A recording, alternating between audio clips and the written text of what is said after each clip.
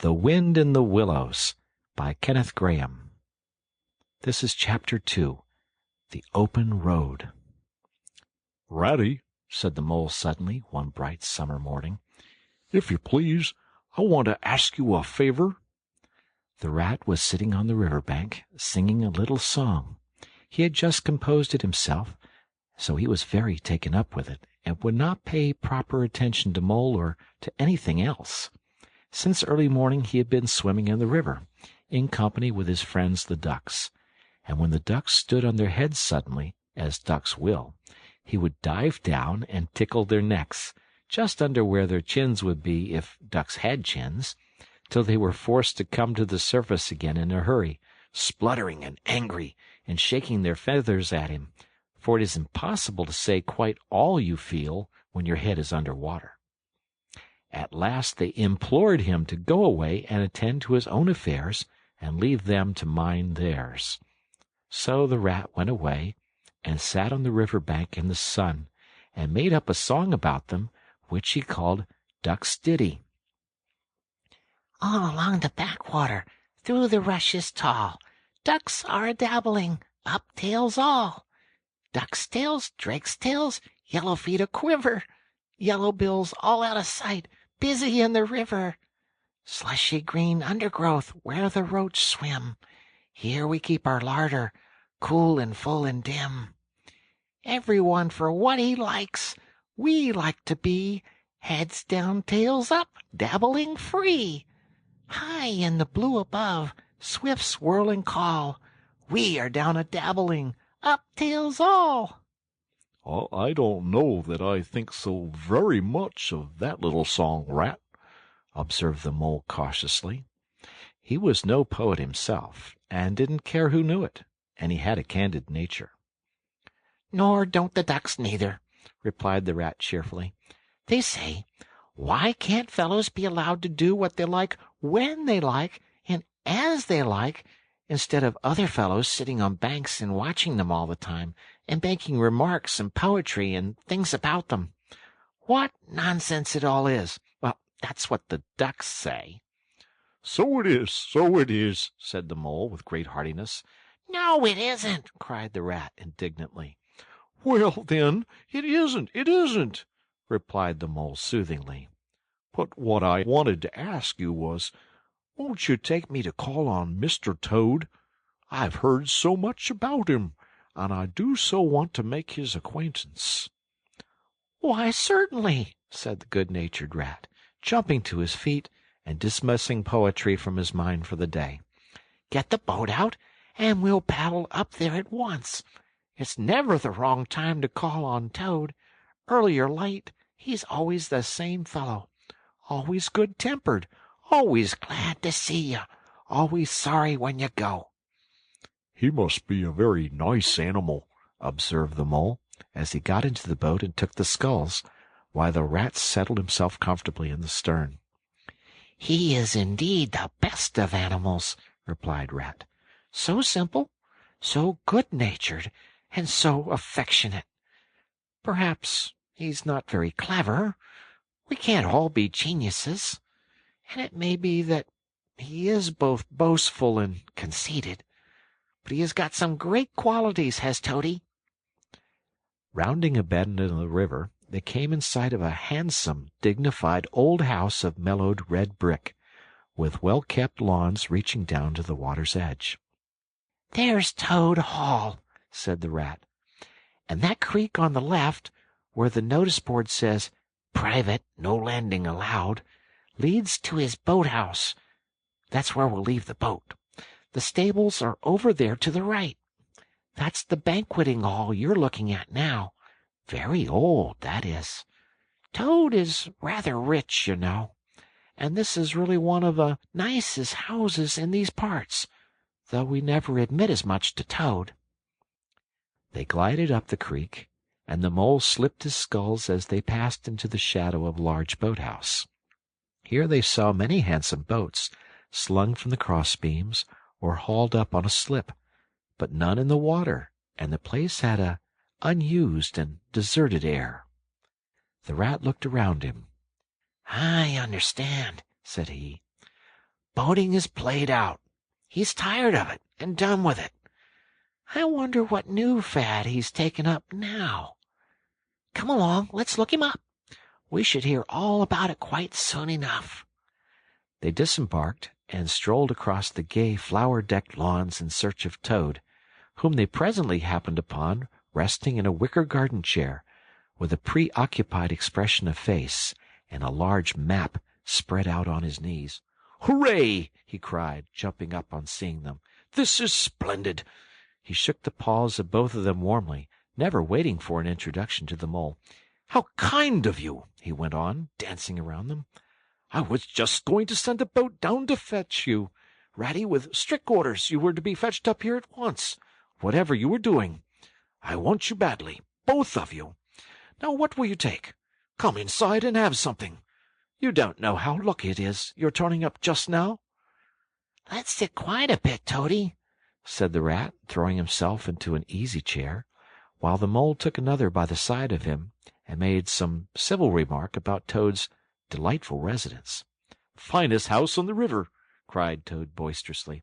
"Or anywhere else, for that matter," he could not help adding. Here the Rat nudged the Mole. Unfortunately, the Toad saw him do it, and turned very red. There was a moment's painful silence. Then Toad burst out laughing.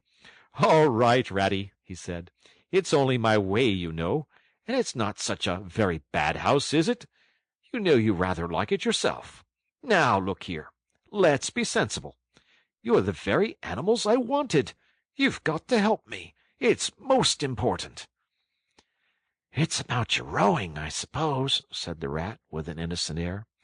"You're getting on fairly well, though you splash a good bit still. With a good deal of patience and any quantity of coaching, you may—" "Oh, pooh, boating!" interrupted the Toad, in great disgust. "Silly boyish amusement. I've given that up long ago. Sheer waste of time, that's what it is. It makes me downright sorry to see you fellows, who ought to know better, spending all your energies in that aimless manner.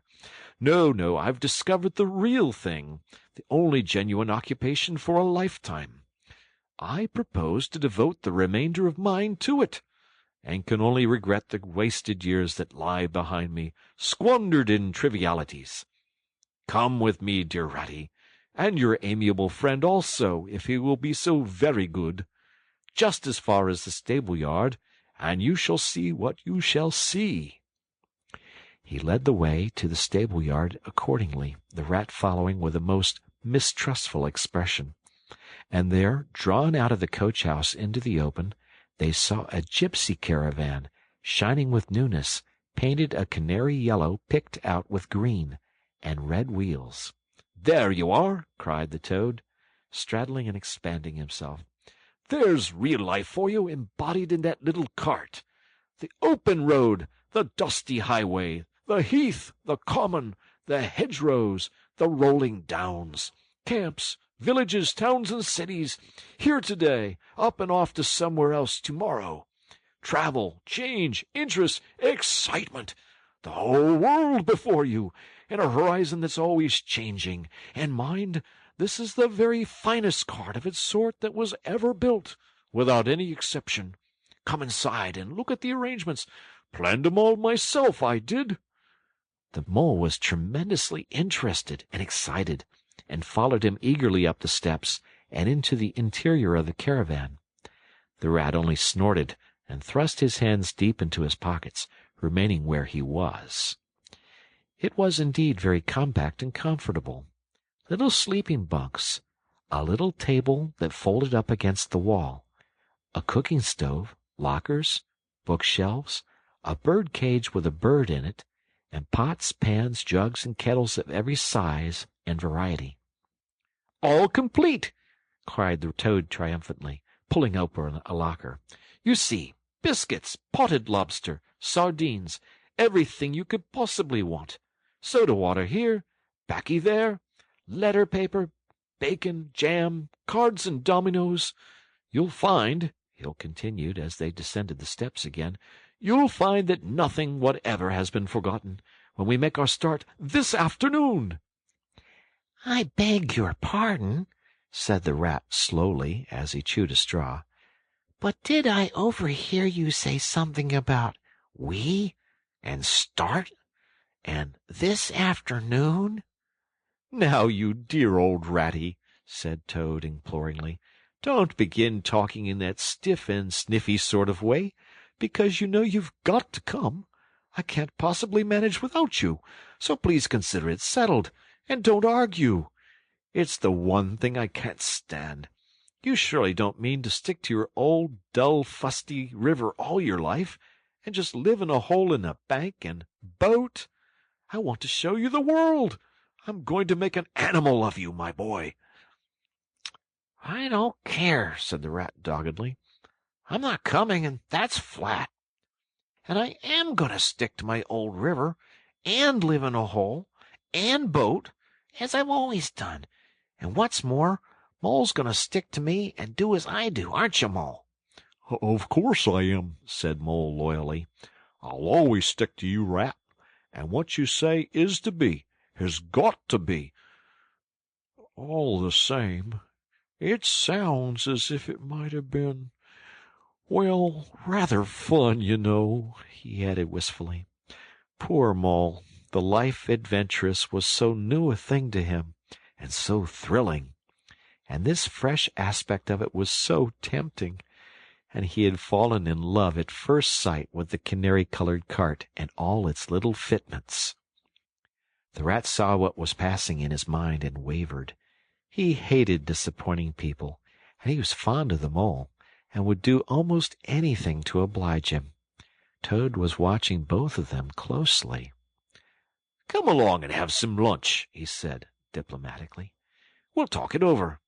We needn't decide anything in a hurry. Of course, I don't really care. I only want to give pleasure to you fellows. Live for others, that's my motto in life." During luncheon, which was excellent, of course, as everything at Toad Hall always was, the Toad simply let himself go.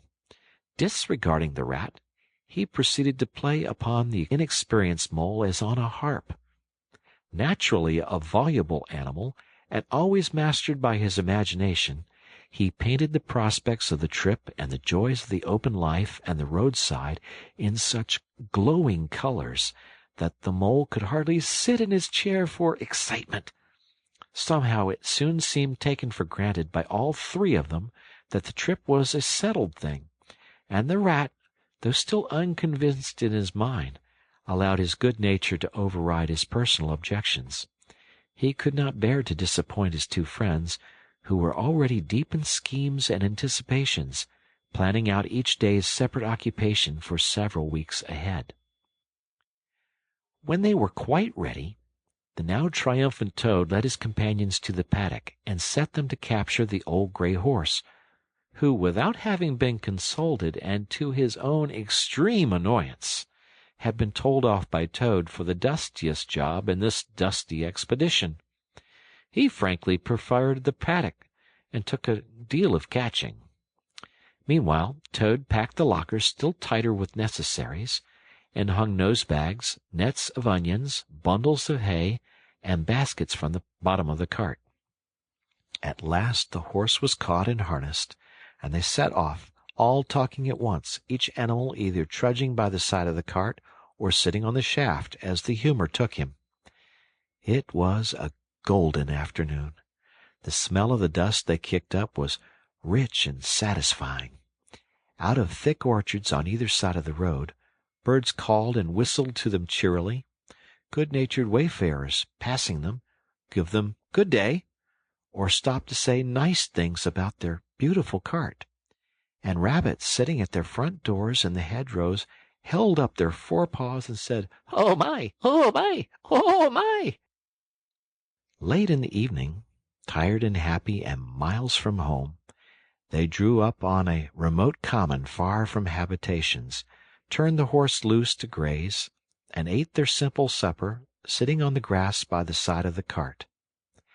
Toad talked big about all he was going to do in the days to come, while stars grew fuller and larger all around them, and a yellow moon, appearing suddenly and silently from nowhere in particular, came to keep them company and listen to their talk. At last they turned in to the little bunks in the cart, and Toad, kicking out his legs, sleepily said, "Well, good night, old fellows. This is the real life for a gentleman. Talk about your old river." I don't talk about my river, replied the patient rat. You know I don't, Toad. But I think about it, he added pathetically in a lower tone. I think about it all the time. The mole reached out from under his blanket, felt for the rat's paw in the darkness, and gave it a squeeze. "I'll do whatever you like, Ratty," he whispered. "Shall we run away tomorrow morning quite early, very early, and go back to our dear old hole in the river?" No, we'll see it out, whispered back the rat. Thanks awfully, but I ought to stick by Toad till this trip is ended. It wouldn't be safe for him to be left to himself. It won't take very long. His fads never do. Good night. The end was indeed nearer than even the rat suspected. After so much open air and excitement, the Toad slept very soundly, and no amount of shaking could rouse him out of bed next morning. So the mole and rat turned to quietly and manfully, and while the rat saw to the horse, and lit a fire, and cleaned last night's cups and platters, and got things ready for breakfast, the mole trudged off to the nearest village a long way off, for milk and eggs and various necessaries the Toad had, of course, forgotten to provide. The hard work had all been done, and the two animals were resting, thoroughly exhausted, by the time Toad appeared on the scene, fresh and gay, remarking what a pleasant, easy life it was they were all leading now, after the cares and worries and fatigues of housekeeping at home. They had a pleasant ramble that day over grassy downs and along narrow by-lanes, and camped as before on a common. Only this time the two guests took care that Toad should do his fair share of work. In consequence, when the time came for starting next morning, Toad was by no means so rapturous about the simplicity of the primitive life, and indeed attempted to resume his place in his bunk, from whence he was hauled by force. Their way lay, as before, across country by narrow lanes, and it was not till the afternoon that they came out on the high road, their first high road, and there disaster, fleet and unforeseen, sprang out on them. Disaster momentous indeed to their expedition, but simply overwhelming in its effect on the after career of Toad. They were strolling along the high road easily, the mole by the horse's head, talking to him, since the horse had complained that he was being frightfully left out of it, and nobody considered him in the least. The Toad and the water rat walking behind the cart, talking together. At least Toad was talking, and Rat was saying at intervals, Yes, precisely. And what did you say to him? And thinking all the time of something very different, when far behind them they heard a faint warning hum, like the drone of a distant bee. Glancing back, they saw a small cloud of dust, with a dark center of energy, advancing on them at incredible speed, while from out the dust a faint poop poop wailed like an uneasy animal in pain. Hardly regarding it, they turned to resume their conversation, when in an instant, as it seemed, the peaceful scene was changed, and with a blast of wind and a whirl of sound that made them jump for the nearest ditch, it was on them. The poop poop rang with a brazen shout in their ears. They had a moment's glimpse of an interior of glittering plate glass and rich morocco, and the magnificent motor car, immense, breath-snatching, passionate, with its pilot tense and hugging his wheel, possessed all earth and air for the fraction of a second, flung an enveloping cloud of dust that blinded and enwrapped them utterly, and then dwindled to a speck in the far distance, changed back into a droning bee once more. The old gray horse, dreaming as he plodded along of his quiet paddock, in a new raw situation such as this, simply abandoned himself to his natural emotions, rearing, plunging, backing steadily, in spite of all the mole's efforts at his heads, and all the mole's lively language directed at his better feelings. He drove the cart backwards towards the deep ditch at the side of the road. It wavered an instant. Then there was a heart-rending crash, and the canary-colored cart, their pride and their joy, lay on its side in the ditch, an irredeemable wreck. The rat danced up and down in the road, simply transported with passion. "You villains!" he shouted, shaking both fists. "You scoundrels! You highwaymen! You road hogs! I'll have the law of you! I'll report you! I'll take you through all the courts!" His homesickness had quite slipped away from him, and for the moment he was the skipper of the canary-colored vessel, driven on a shoal by the reckless jockeying of rival mariners, and he was trying to recollect all the fine and biting things he used to say to masters of steam launches when their wash, as they drove too near the bank, used to flood his parlor carpet at home. Toad sat straight down in the middle of the dusty road, his legs stretched out before him, and stared fixedly in the direction of the disappearing motor car. He breathed short. His face wore a placid, satisfied expression, and at intervals he faintly murmured, "Poop, poop." The mole was busy trying to quiet the horse, which he succeeded in doing after a time. Then he went to look at the cart on its side in the ditch. It was indeed a sorry sight. Panels and windows smashed, axles hopelessly bent, one wheel off, sardine tins scattered over the wide world, and the bird in the bird-cage sobbing pitifully and calling to be let out. The rat came to help him, but their united efforts were not sufficient to right the cart. "Hey, Toad!" they cried. "Come and bear a hand, can't you?" The toad never answered a word, or budged from his seat on the road, so they went to see what was the matter with him. They found him in a sort of a trance, a happy smile on his face, his eyes still fixed on the dusty wake of their destroyer. At intervals he was still heard to murmur, "Poop, poop." The rat shook him by the shoulder. "Are you coming to help us, Toad?" he demanded sternly. "Glorious, stirring sight," murmured Toad, never offering to move. "The poetry of motion, the real way to travel, the only way to travel. Here today, in next week tomorrow. Villages skipped, towns and cities jumped. Always somebody else's horizon. Oh, bliss! Oh, poop, poop! Oh, my! Oh, my!" "Oh, stop being an ass, Toad!" cried the mole despairingly. "And to think I never knew," went on the toad in a dreamy monotone. "All those wasted years that lie behind me, I never knew, never even dreamt. But now that I know, now that I fully realize, oh, what a flowery track lies spread before me henceforth! What dust clouds shall spring up behind me as I speed on my reckless way! What carts I shall fling carelessly into the ditch in the wake of my magnificent onset! Horrid little carts, common carts, canary-colored carts!"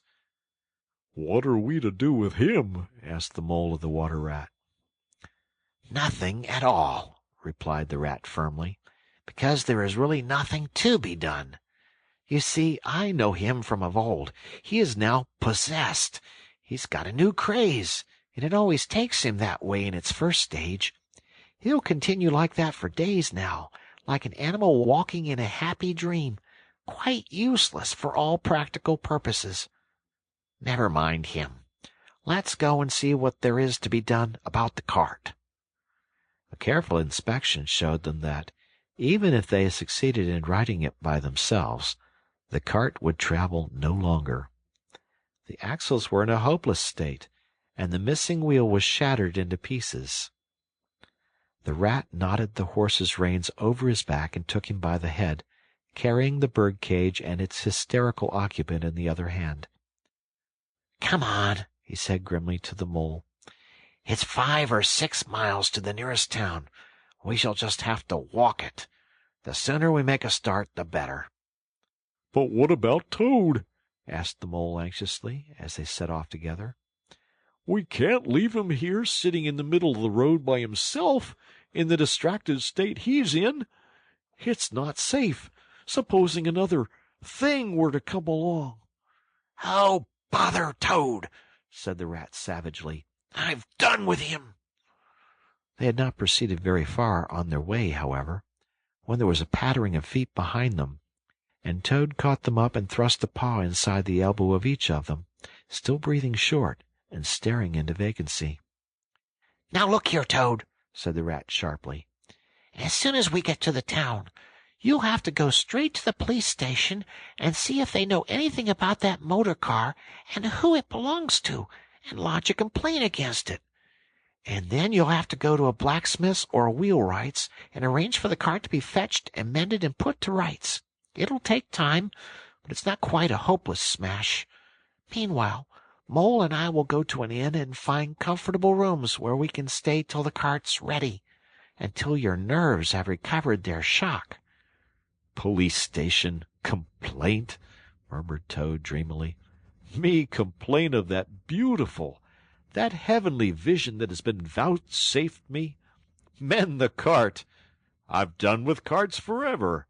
I never want to see the cart or hear of it again. Oh, Ratty, you can't think how obliged I am to you for consenting to come on this trip. I wouldn't have gone without you, and then I might never have seen that swan, that sunbeam, that thunderbolt. I might never have heard that entrancing sound, or smelt that bewitching smell. I owe it all to you, my best of friends." The rat turned from him in despair. "You see what it is?" he said to the mole, addressing him across Toad's head. "He's quite hopeless. I give it up. When we get to the town, we'll go to the railway station, and with luck we may pick up a train there that'll get us back to Riverbank tonight. And if ever you catch me going a-pleasuring with this provoking animal again—" He snorted, and during the rest of that weary trudge addressed his remarks exclusively to Mole. On reaching the town, they went straight to the station and deposited Toad in the second-class waiting-room, giving a porter 2d to keep a strict eye on him. They then left the cart at an inn stable, and gave what directions they could about the cart and its contents. Eventually, a slow train having landed them at a station not very far from Toad Hall, they escorted the spellbound, sleep-walking Toad to his door, put him inside it, and instructed his housekeeper to feed him, undress him, and put him to bed. Then they got out their boat from the boathouse, sculled down the river home, and at a very late hour sat down to supper in their own cozy riverside parlor, to the rat's great joy and contentment. The following evening the mole, who had risen late and taken things very easy all day, was sitting on the bank fishing, when the rat, who had been looking up his friends and gossiping, came strolling along to find him. "Heard the news?" he said. "There's nothing else being talked about all along the riverbank. Toad went up to town by an early train this morning, and he has ordered a large and very expensive motor car." End of chapter 2.